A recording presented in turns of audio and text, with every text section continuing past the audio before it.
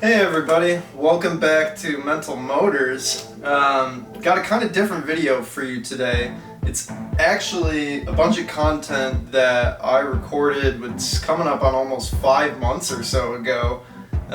Just never really got to compiling it together, making an actual video with it. The reason for this is actually, so I set out to have this goal of starting a YouTube channel and doing all these things for probably about at least a year or so now, and didn't really get even the motivation to really start doing filming and stuff until about half a year ago, and took a couple tries to get actually off the ground and starting. And frankly, that's just kind of just not having the confidence to do it or the courage and stuff, but frankly, a lot of really good friends and helpful people in my life said, man, you just gotta go for it. And so that's where we are today. So first of all, thank you to everybody, friends and family, who's been really supportive and encouraging for this journey, because it's honestly been a lot of fun so far. I'm really excited to keep seeing where this is going. But anyways, bringing it back to what we're going to be doing today, or well, I guess I should say 5 months ago, is I actually recorded a bunch of videos from when my friend David and I installed the full exhaust system on the Viper right here in the garage. Did the tuning and everything through Prefix with their PCM, and it was a lot of fun. It was a really cool process, kind of nerve-wracking a little bit to have the car all jacked up in the garage, but excuse me, it'll be pretty fun to see. So you'll see actually in this video, the Viper is not alone in the garage. There's actually a 2011 Corvette Grand Sport in there. And that was a car I actually had a couple months ago as, believe it or not, my daily. And I absolutely loved that car. So definitely going to be a little bit of references in there, because a little bit later on, and just like this, you know, kind of going back and compiling a bunch of videos that I had made a little bit longer ago, I'm going to be making a big video about picking up that Corvette, because we went up north, hit the Cherahalla Skyway, Tail of the Dragon, some really great footage, great driving roads and stuff like that. So it's going to be a really cool video to put together, so keep an eye out for that later on. And then the final thing I did want to mention a little bit in the beginning of this video was just I want to thank, frankly, everybody who's been a part of this, subscribing, sharing, commenting videos, just even watching it, because it's been really encouraging to see all the support and everything and all the love for the channel. And because of all that, I was really thinking, I'm hoping this video may be kind of the last push to get to 100 subscribers, and at that point I'm really hoping to do some sort of giveaway or some sort of raffle or something like that. And we'll base that off of probably the next video, but there will be a little bit more information at the end of this video for that raffle, so stay tuned for that. But I guess that's enough for me talking right now. Why don't we get to doing the exhaust? Hey everybody, early Saturday morning here, but it's a fun one. I'm gonna be putting some parts on the Viper today. Gonna be doing that K&N drop-in air filter and pedal commander. No, I'm just kidding. We got some good stuff cooking up for it, but first, I think it's time for a coffee run, because I'm gonna need it today. So just because we're gonna be working on that soon, I'm not trying to get all hot. Why don't we take the vet? And yeah, some of you may have noticed, it's got a pretty big chunk taken out of it right here. Unfortunately, hit a fender liner or something on the way home, but you know what? This is what it is. It's just a little chunk. It's got an appointment for it to be fixed soon anyway, so no matter.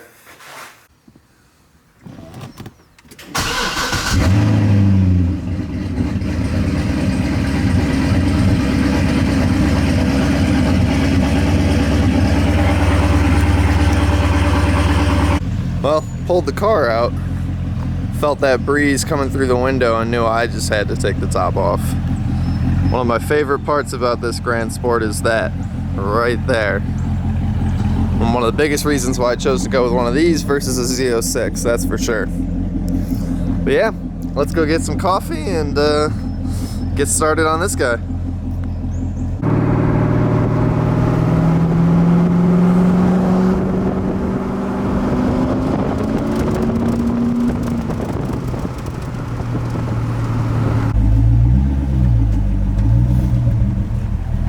Hey, how you doing?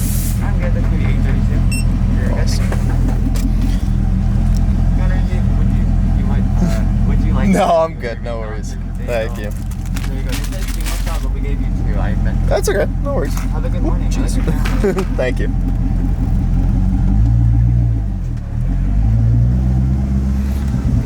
Oh, there's nothing better than that compliment. I like your car. Thanks, buddy. If you knew how much I like this thing too, it would probably scare you. All right, let's go install some mods on my car and make my neighbors hate me. All right, so we gotta move the car a little bit more into the center of the garage here to be able to access the passenger side, but I guess it's gonna be the last cold start with stock, basically, you know, headers and manifold and everything like that up front, and these Belanger Catbacks. So it's gonna be the last quiet one for a long, long, long time. Oh.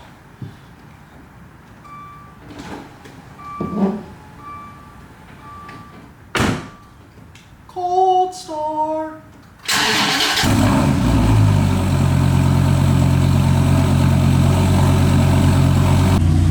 Yeah, so as I was saying, you know, I got these Belanger Catbacks from another Viper Owner Association member pretty much right after I got the car for a good deal. They were used and everything. I've just never been, I guess, the happiest with them. Number one, the note was just never as, well, you know, let's just say it loud as I wanted it to be, but they drone a pretty decent amount, but really the biggest complaint is it's hard to see on that one, and I've been told it may be something to do with like the specific material of or, you know, type that I had, but these tips have just, yeah, you can see it there, they've just rusted to absolute oblivion, and it's just, you know, on an otherwise very, you know, nice fancy car, it is not fun to have rusted tips. So we'll definitely be taking care of that with these new nice shiny Corsa tips here. They're not going to stick out anywhere near like that there, but quite honestly I kind of like that, because I cannot even tell you the amount of times I've stepped out and burned myself, but hey, part of the joys of owning a Viper. Got my man David here to help me out with the install and everything. We're getting the car all ready to start working on it and everything. Smart little tip my friend David brought over is covering any of the danger areas, so to speak, with these plastic wraps here, just so that, you know, avoid any scuffs or anything like that.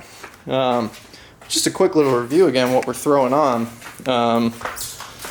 I guess from front to back we got the American Racing 2-piece headers with their high flow cats, as well as then flowing into the Corsa 3-inch system here. And then the tuning will be handled by Prefix with this already tuned PCM. So it's basically just going to be throwing it on and doing a throttle body relearn and pedal relearn, and should be good to go. So yeah, let's get started. Alright, so we got the car all jacked up in the air and working on getting the wheels off to get some clearance. For those that have never seen the underside of a Viper, it's actually pretty cool. Pretty much almost all of the car is, you know, trayed up to help with aero and stuff like that, except for, you know, the bottom of the oil pan here, which is about the size of a small football field. But yeah, it's really cool for directing all the wind and aero and stuff, and really helping all the air pockets kind of get out from under the car and really keep this thing planted. Let's see these brakes here too. Woof! I need to clean these things. So our first step here is taking the side rocker panels off. Some bolts here, and then as well as some bolts. It's underneath the thing, right? Yeah, so bolts there, and then underneath this one here, and then this whole panel is going to come off and expose kind of the exhaust assembly here. So that's the next step. All right, so we got the rocker panels off here. And here is the full exhaust kind of assembly here. Yeah, now you can really see that rust. Is there any way to get this off, you think? Clean them up for somebody else to buy or no? Yeah, you can clean them up and then get a couple extra $100 off of it if you like ceramic coated it. Oh yeah, that's not a bad idea. All right. But yeah, so here's the old Catback, and then the first cat, I believe that's the position that we're still gonna have the cat in afterwards. This one right here, because we're going from 4 cats to 2. Yeah. So. Yeah. Yep. Exactly. Yeah. And then the other cats, I don't know if you can see them yet. No, I don't think you can see it yet. It's somewhere buried deep in there, but yeah. Oh, yeah. Okay. Well, I'm not climbing under all that right now. I'm gonna minimize that as much as possible. But yeah. All right. Next steps. So we got X brace coming off here so we can get some access. So David here has some experience working on Vipers already because he's actually built a Gen 2 twin turbo project, right? Yeah. That's out the door now? It's almost out the door. Okay, gotcha. Well, anyways, he's had a lot of experience messing around with some Viper exhaust. So why don't you tell us how we're about to get this piece off here again? So, like the majority of all of the exhaust is just hung way up here. Yeah. So if you'll pull the 2, they're just slaughter mounts. So you just pull 4 bolts off, and then pull a V-band off, and you're just oxygen sensors underneath those. Right. Like 90% of the exhaust comes off. So Sweet. it's pretty simple. All right. Well, let's get to it then. Yep. All right. So we got the passenger side off here. Pretty much just the full Catback and both cats too. So there we go. You can see that cat definitely generated a little bit of heat. Oh my goodness. Hopefully these high flows will be a little bit better at managing that stuff. But yeah. All right, let's get the other side. All right, so we got most of the manifold off here, but unfortunately, it's kind of hard to get out. So what we're going to be doing is taking the manifold covers off here, and then hopefully we'll be able to slide it right out. But we'll see. All right, well, getting the first manifold off was a bit of a pain in the ass. It did not want to come out easily, so we had to, as you can see, take off the valve covers here, and we had to take this, I don't want to say take it off, but, unbolt everything and so we could pick it up and move it out.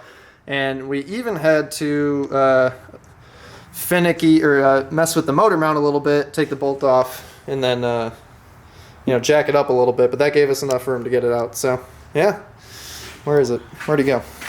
There he is. Stupid bastard. Nice meeting you, man.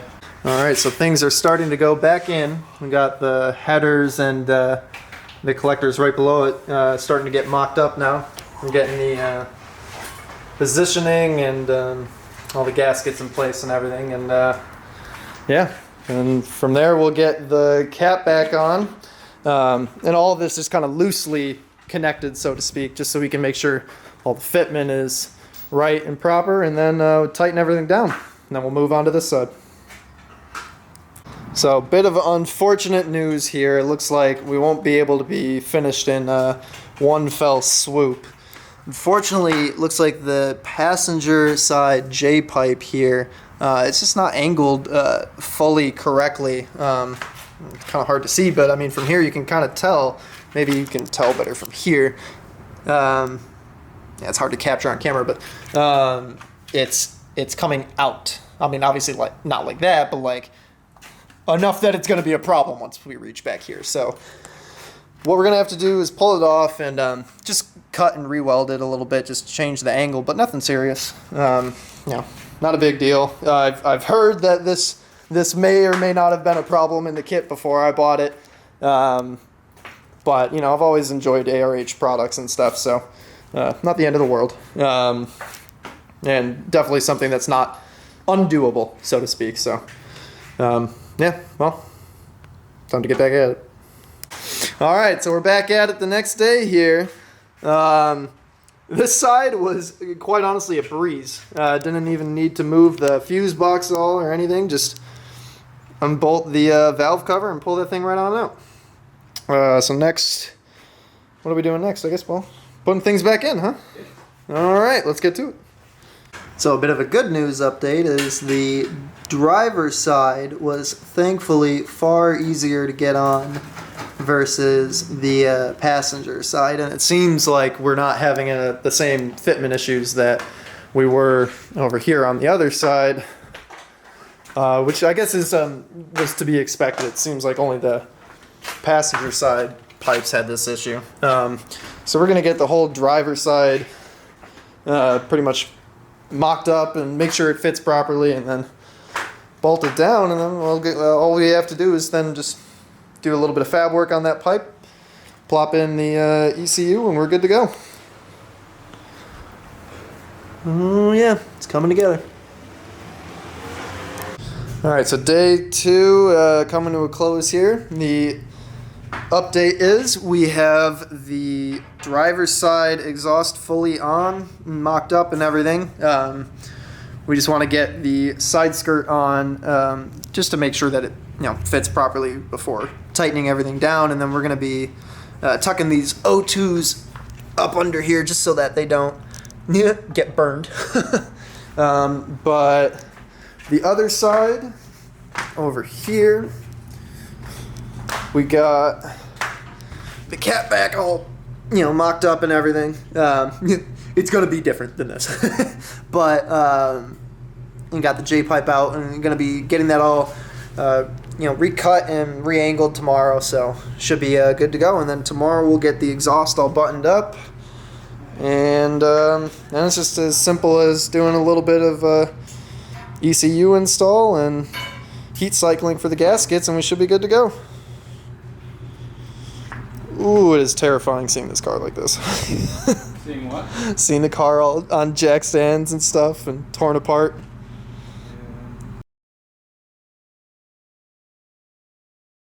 But that's the fun of it, right? It is the fun of it. Exactly. All right. Well, until next time. All right. So, what was this? Day 3? Yeah, day 3, right? Yeah, day 3. Okay. So we got both sides on and mocked up.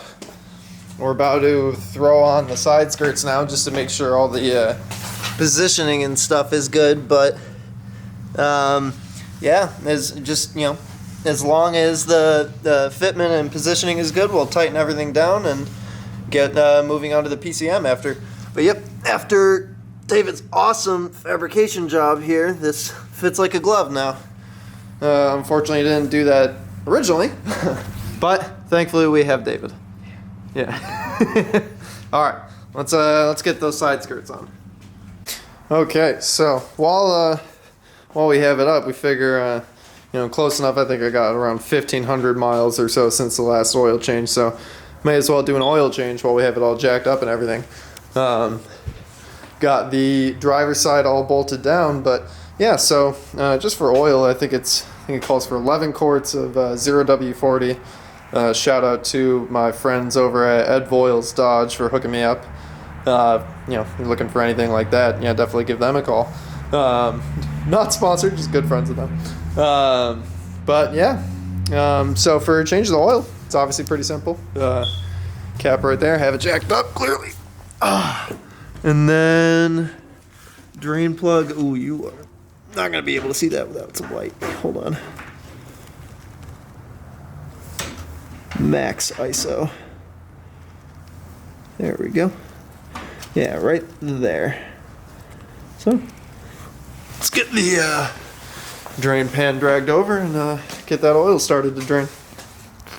Alright, so happy update here. We got basically the driver's side fully back on, wheels are back on, and passenger side is getting wrapped up here. Wheels are back on. Just putting the final finishing touches on the fender. And then from there, it's just simple as getting it back down. I already got the 11 quarts of oil in it. Getting it back down. The last thing will be swapping out the stock PCM for prefix unit, which should be, yep, right here. So just as simple as basically taking that one off, putting this one on, doing a quick little throttle relearn and pedal relearn, and hopefully we'll be on our way. All right, well, first start. Oh. Ah.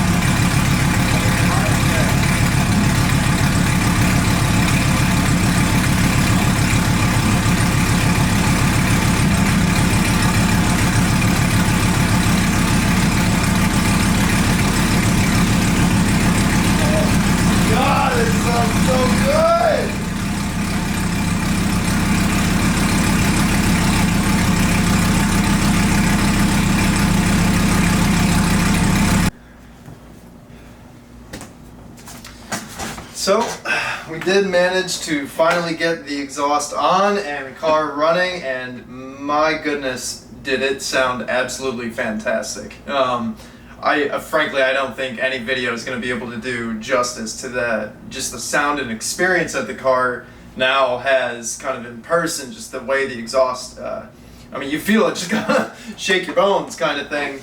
And it just sounds incredible, and the note all the way up top is pretty nice and exotic and everything. It's just absolutely great. I really love my time with it.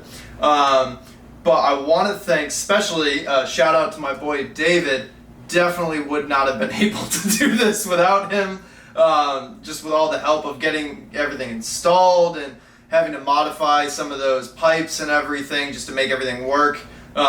He was a massive help, and definitely really blessed to have people like him in my life.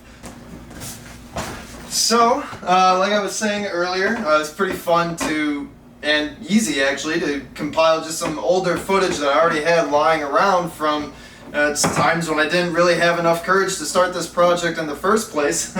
Shout out to the red wheels that the car came on when I originally bought it. But yeah, it was really cool, and I think I'm definitely going to be putting together either one big video or maybe a little mini series of my time up in, Cherahalla Skyway, Tail of the Dragon with the, picking up the Corvette a couple months back. But definitely stay on the lookout for that. And this is a note for any potential Viper owners or current Viper owners who are watching this, just in case they're curious about doing this themselves, or just frankly anybody who heard it. You may have heard me at the very end mention something about there was a check engine light when the car came on, and that's just every time you do this procedure and put the prefix PCM on it, it's really advised that you do just a full relearn of the system, specifically a throttle relearn. And so popped over to the dealership, I think it was like the day after or something, did that, and everything was good to go.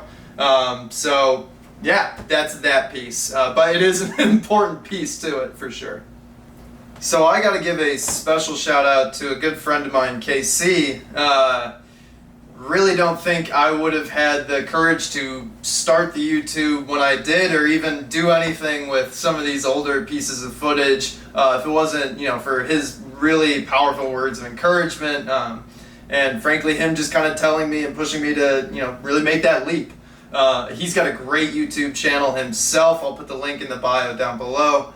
But yeah, I just really needed to give a special shout out to you, KC. So much love. Thank you, sir. But also, like I was hinting in the beginning of the video, I also want to thank everybody who's been a part of this journey so far. It's been incredible to see the overwhelming positive reactions and things like that. And I really want to do something to give back. And I think that's going to be something that I'm going to try to continue to do as this channel hopefully grows and grows. But what I was thinking is if we can hit 100 subs, I think at the time of recording this we're like 20 away or something like that. 20 subs by the next video that I'll hopefully be dropping this weekend, as I'm going to have a little bit of break and downtime for my doctorate program. Thank goodness. If we can hit 100 subs by maybe the end of the week, I'm hopefully going to be doing some sort of raffle with the next video. I'm thinking maybe we could do some sort of kind of big canvas or tapestry giveaway of, you know, the picture that I did for the light painting video. Put that up on the screen here. Or maybe some sort of framed picture or something like that. Perhaps even, people may have seen something like this. I've always thought this was pretty cool, and I actually am still very, much in touch with the artist or ability to get in touch with them, so maybe potentially something like this. I don't know. I'm interested to hear what y'all might think would be a good giveaway as well. So definitely leave some comments down below for maybe some other ideas. But I guess that's all I got for y'all today. Thank you so much for tuning in. If you haven't already, please consider liking, commenting, sharing, subscribing, all of that. And thank you so much once again. I guess we'll see you in the next one.